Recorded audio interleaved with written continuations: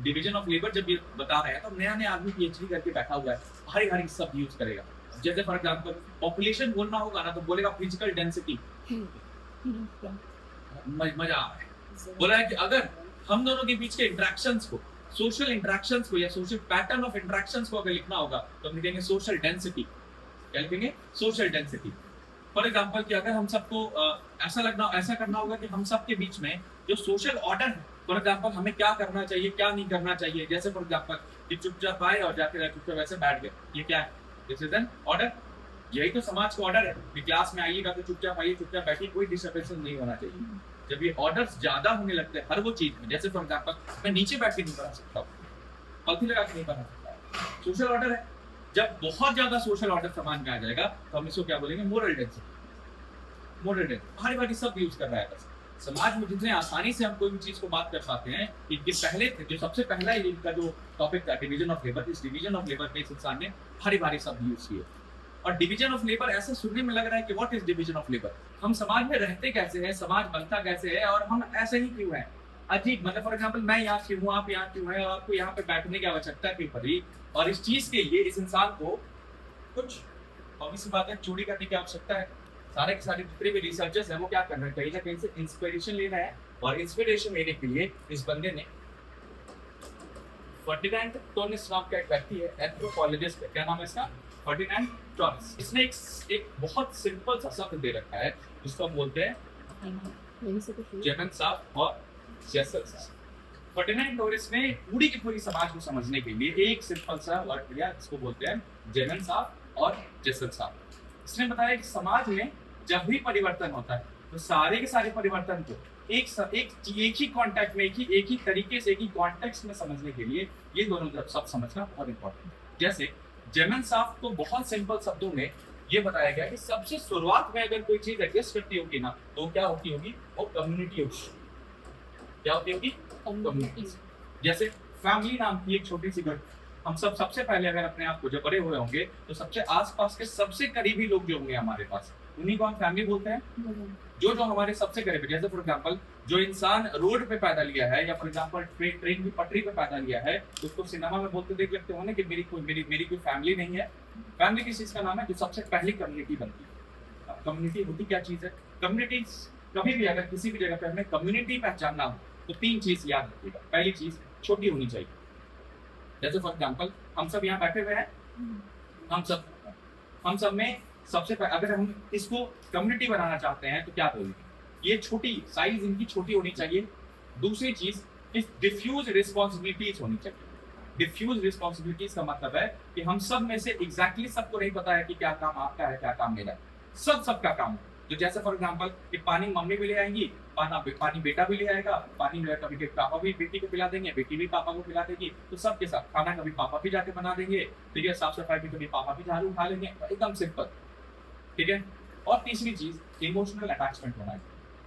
अगर ये तीन चीज किसी भी ग्रुप में अगर हम देखते हैं, छोटी इन साइज, डिफ्यूज रिस्पॉन्सिबिलिटीज, ये सब रिस्पॉन्सिबिलिटीज है, और तीसरी चीज क्या होती है? इमोशनल अटैचमेंट होता है।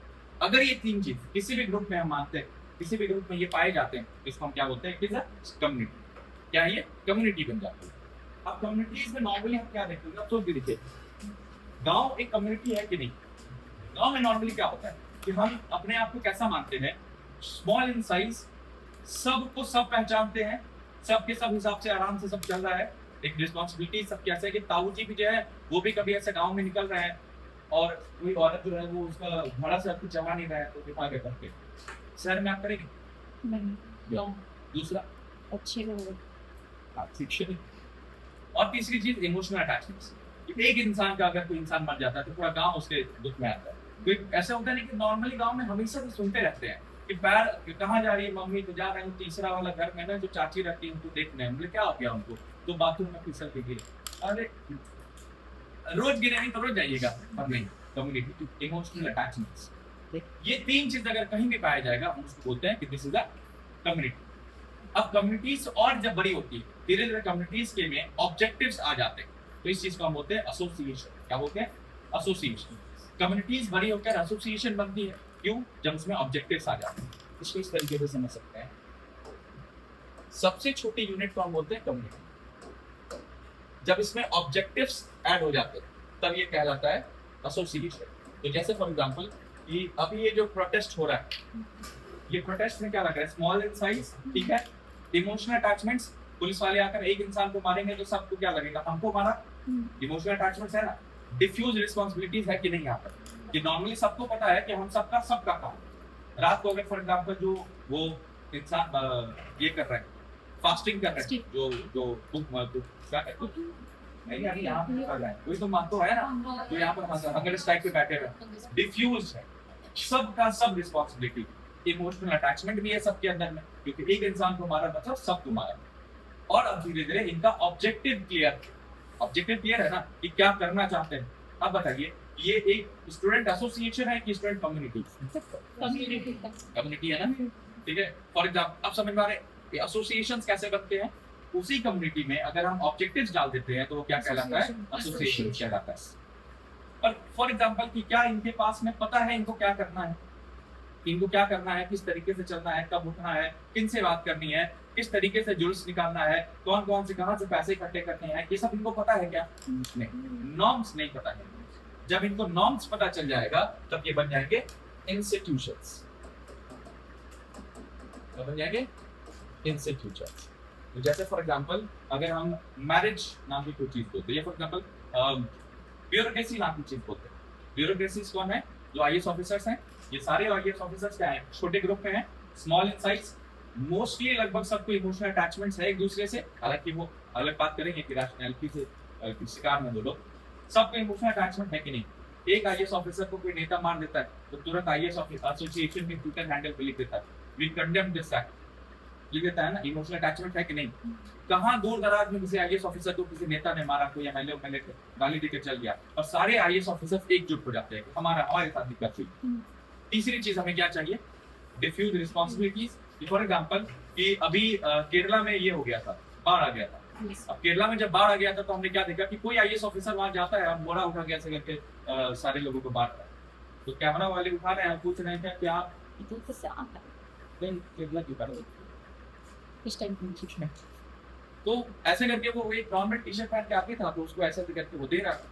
उससे पूछा कि आप यहाँ पे क्या कर रहे हैं, आपको किस कहाँ से आए हैं आप? तो मैं पुडुचेरी गवर्नमेंट का आईएएस अधिकारी हूँ।